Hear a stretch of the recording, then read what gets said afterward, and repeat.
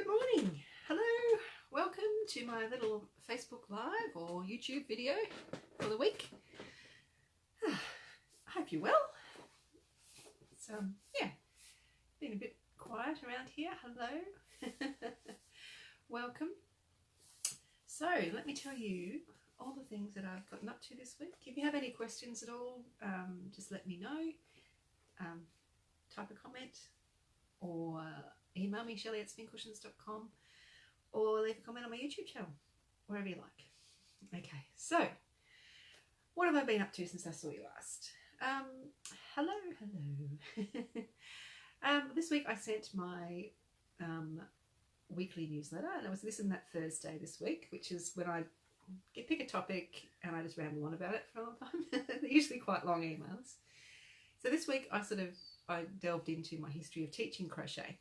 So I spoke all about the workshops that I do, and also how I teach people online via my crochet along projects and patterns and my YouTube channel. So it was quite lengthy, but it was good. It was sort of, I didn't realise that I've actually been teaching crochet so long until I sat down to write that email. So it was good exercise to do.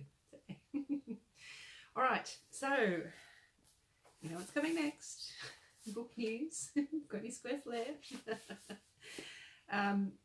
So I haven't done any events since I saw you last, but I do have one on tomorrow. I'll tell you about later. There's still a couple of places left in the Happen Store. Tuesday night workshop. The Sunday one's all sold out. And also at the Cast Off Collective at Balgower in Sydney. There's still a couple more there. This week I've been talking to a couple of other places in Victoria and beyond about workshops, but I'm actually booking things into next year now, so yeah. There's another one, I think there's another one that's going to be happening, another couple in Melbourne before the end of the year, but otherwise I'm going to have to start booking in 2019, which is great. So that's about it for book news this week. Oh no, I was going to show you another project I have here.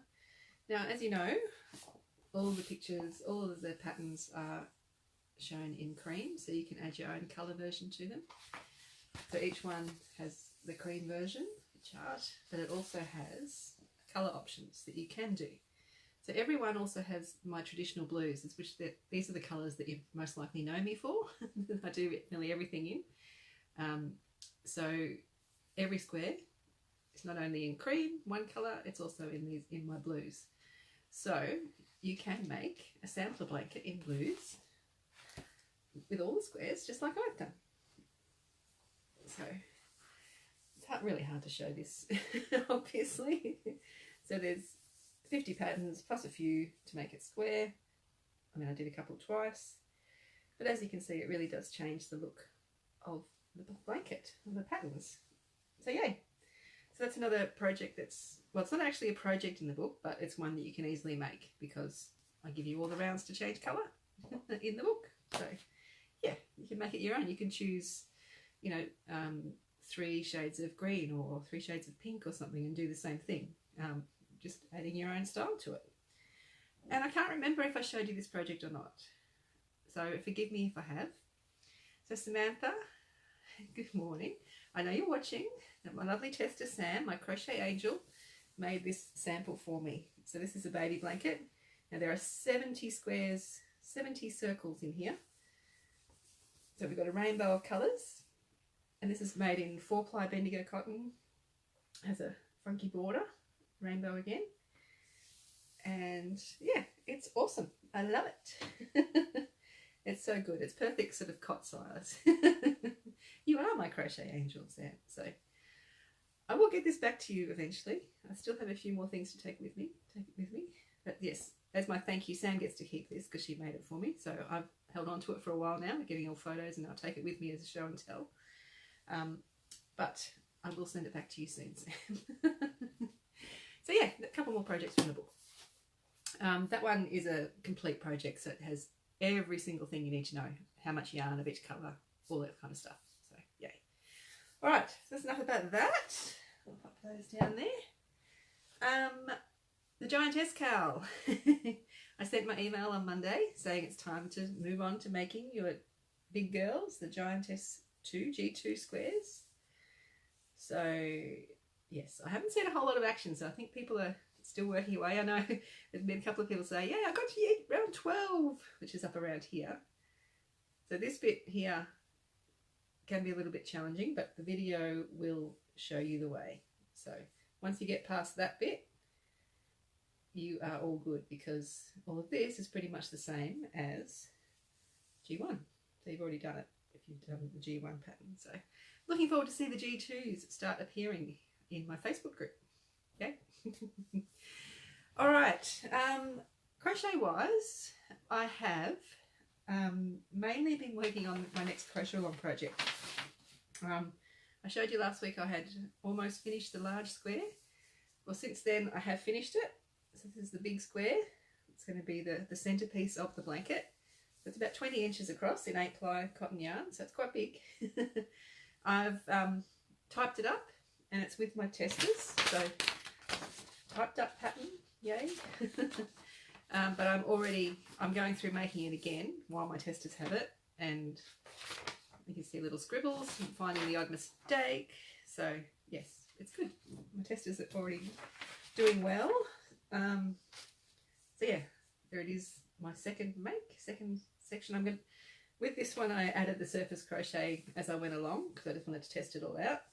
This one I'm going to wait till I finish the complete square before I add it. You can see it's very wobbly, but the surface crochet is going to pull it all in nice and straight. So yeah, so that's the big square sorted. I've planned the layout now, so I know exactly how many of each square I need, and I just started making. So thanks to Outlander Series 3, mostly,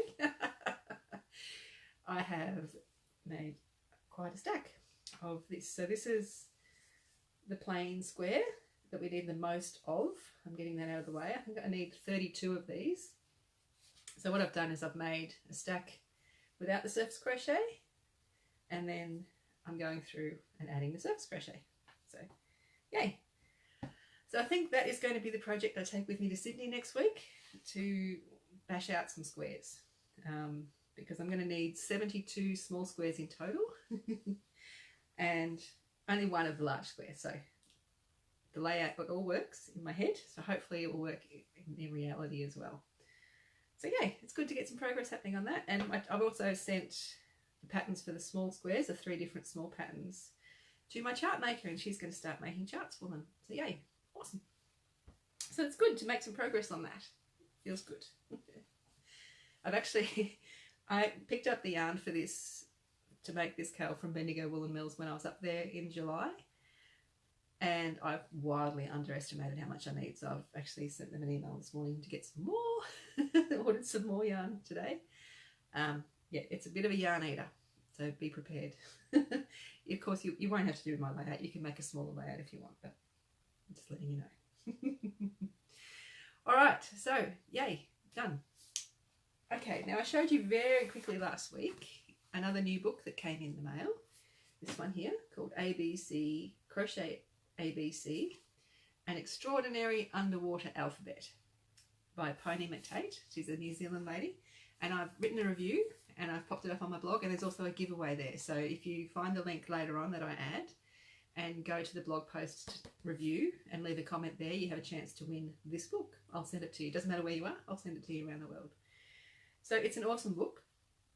So there's 26, I'm reading from the back here, awesomely accurate and fabulously unusual sea creatures. They're cute, they're kooky, and so much fun. And they are.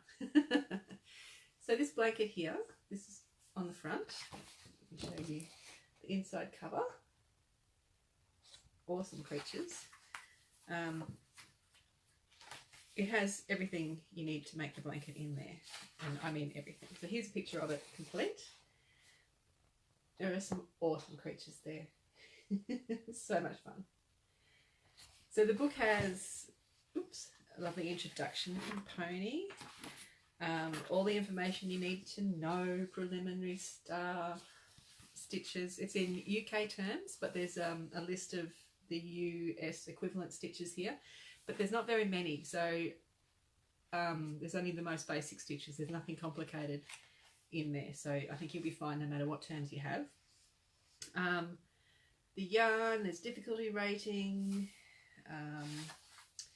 what you can make. So you don't have to make the blanket. Pony's got some ideas for some other things that you can make. You can use little embellishments for gifts and things, or brooches, things.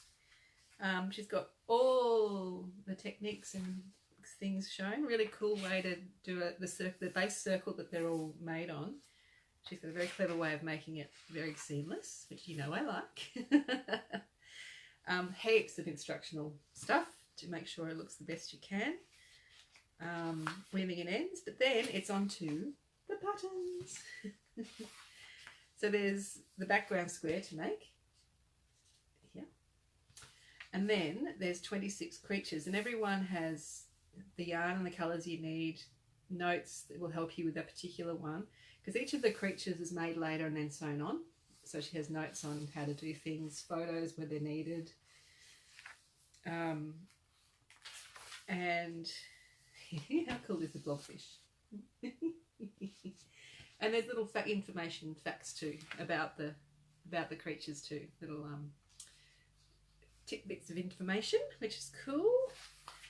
Yeah, clownfish, electric eel, flying fish.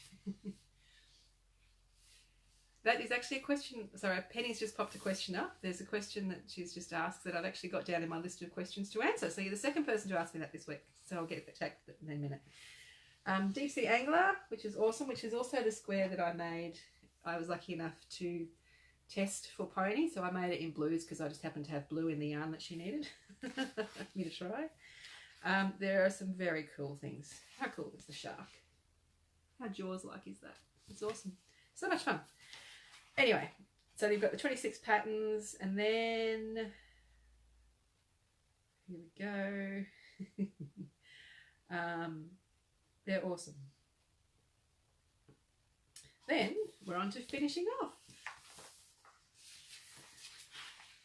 And she gives you all the tips on how to sew these things on, backing your circles with fabric, and a border and joining them. Really, really cool. And at the back, there's a list of all the colours you need for what animals, all that kind of stuff. So absolutely everything you need to know. How cool. So yes, it's a super fun book. It's actually being, what's the date today? 21st. I think next Friday or Saturday is the actual release date, but you can pre-order now on Amazon. And I'll pop a link to my blog post, which has a link to the Amazon thing in after I finish here. Yeah. So really fun book. Now, for my test, I made a couple of things as well because I couldn't resist. So I made the little blobfish. They're so cool because they've got little tactile bits. Like, I mean, it's firmly attached, but these little nose, these little ears stick out a bit. It's so cool. Like the anglerfish too. His little bobble, his little thing hangs free. So cool for little fingers to play with, I think. But one of the funniest things and the best things, I had to make them because they're hilarious. Tube worms. Oh, they're so cool. Yes. Yes. I'd love to make the whole blanket, but I just don't have the time at the moment. But who knows? Maybe I will. Maybe I will. Because it's so much fun. Anyway, enough about that. All right. So questions. I'll get to the one that Penny's asked first. So Penny's asked if I make my squares in wool or only in Bendigo cotton, and would they look the same? Okay, I prefer to use cotton for my squares, but you can absolutely use anything you like. A lot of the squares in the book, sorry, I have made with wool. So this one down here, that version there is made with wool. All it does is it changes the look a little bit. So cotton it doesn't have the fluff, so your squares will look a little bulkier, a little less stiff stitch definition with a wool. But it works absolutely fine. You don't need to worry about it. It's your fabric will be a little bit denser, but you might want to change your hook size if you want to looser fabric. So it really doesn't matter. I'm just trying to find another one in here that I've done with wool. There are some. I've done one with linen. Yep, this one's done with alpaca wool, which is gorgeous. Is that wool? No, that's cotton. Sorry, I should have been prepared. This one here, it's done with that colour version there is done with wool. So you can see the difference. You can see the stitch definition is a bit more on here, but you still get the pattern using wool. So it's really not a problem. It's personal preference, and that's what I talk about in the book. You make the patterns and the squares using what you want to use, and it'll be fine. It really will. So I hope that answers that, Penny. Thank you. I've had a few queries this week. People who've bought books from me direct in Australia and haven't received them yet. Just please be a little bit patient, because I live a long way from the major mail centres, so might drop it off at my post office in the morning. It won't get collected till the next day perhaps. Then it has to go, I think it goes to Portland, then it goes to Geelong, then it goes to Melbourne, then it goes... Penny's asked another question. Am I having crochet classes in Sydney anytime in the future? Yes, week after next. So I'll pop a link down below to the links to the 2 workshops that have still got space in them. But I will probably be going back next year, because the demand has just been amazing. So if you can't make the ones week after next, then I'll let everybody know about what I do next year. I've had a couple of queries this week. People accidentally purchased the wrong terms pattern. Pardon me. Which is fine. If it's a digital pattern, I can just send you the other terms, because I do all of my patterns always in US and UK terms. You can choose which one you want. Some people get too excited and don't select first what they want. So yeah, it's easy for me to send you the other one. If it's a book though, if you want to send it back to me, then I can send you the other one. That's not a problem at all. Or another thing that's happened a couple of times this week, people have been very excited and bought the same pattern twice. And it's easy for me to refund that. So just contact me, anything like that, and I will sort you out. No worries at all. Another thing I've had, things always happen in pairs. Another thing I've had is print versions of my patterns. Now, all of my patterns, I like to put as much information in there as I can, so that you'll be successful. So there's round by round photos sometimes, there's links to videos sometimes, there's charts sometimes, there's photos and notes with all helpful little tricky bits. But the actual written pattern itself, I try to keep it to as few pages as possible. So for instance, the Kaboom Cow, I think that was about 80 pages in all, the document, but the actual pattern for the Kaboom Square was 2 or 3 pages. So you could just print those 2 or 3 pages and not worry about the rest. So that's my philosophy on it. I don't create things printed to send. I would like to save as much printing as I can. So that's always my goal. So if you ever buy any of my patterns, just print the pattern, the written patterns themselves, and refer to all the help digitally. So on your iPad, on your phone, that's my intention for the patterns. I know some people like to print the whole thing, and that's your choice, but I would really rather you didn't do that. So that's about it. That's all most of the questions that I've had this week. So if anyone has any other questions, just pop them up here now. Or, but otherwise, what am I doing for the next few days? Tomorrow I'm going to Millicent in South Australia, so I'm going to go over the border to South Australia, to Mount Gambier, and then keep going to the library there. And I'm going to do a couple of workshops and a bit of a book chat, talk to people. And I know there's a lady there who wants to catch up to me about doing other workshops at another event that's having next year, so that'll be fun. So next Friday, this time next week, I'll be on my way to Sydney. Well, on my way to Geelong, so then go to the airport, then go to Sydney. So my Facebook Live will be next Thursday morning instead. Same time, 9 o'clock. If you subscribe to if you tick interested or you're going, then you should get a notification when it happens. And otherwise, I'm just going to be printing and prepping for my week in Sydney. So yes, I think I'm going to do a bit of a trial pack today, because I want to take as many projects from the book as I can, as well as all the things I need for workshops, samples, yarn, and some clothes. I better take some clothes as well. So it's all going to be interesting to see how much I can fit in my suitcase. Yeah, so I might do a bit of a trial run today, actually, just to make sure I can fit what I need and make some plans if I can't. So that's it. That's me for this week. Where in Sydney am I doing classes? All over the place. I'm going to put links down below to the two workshops that still have spaces in them in a moment. So there's one at the Happen Store on Tuesday night, the 2nd of October, and one on Friday, the 5th of October. So I'll pop links down below to those in a moment. So, hello Joyce. Yes, so the Knitters Guild is what kicked off my whole trip to Sydney next week. They contacted me asking me to come up to do some workshops, which I did. Which I said did, and I thought, well, while I'm up there, I might as well do some more. So that's what's turned into 10 workshops in 9 days in Sydney. So it'll be great. Great to meet you too, Joyce. All right. Well, I think I better leave you there. I hope you have a wonderful weekend, and I will see you next Thursday. Thanks for watching. Bye.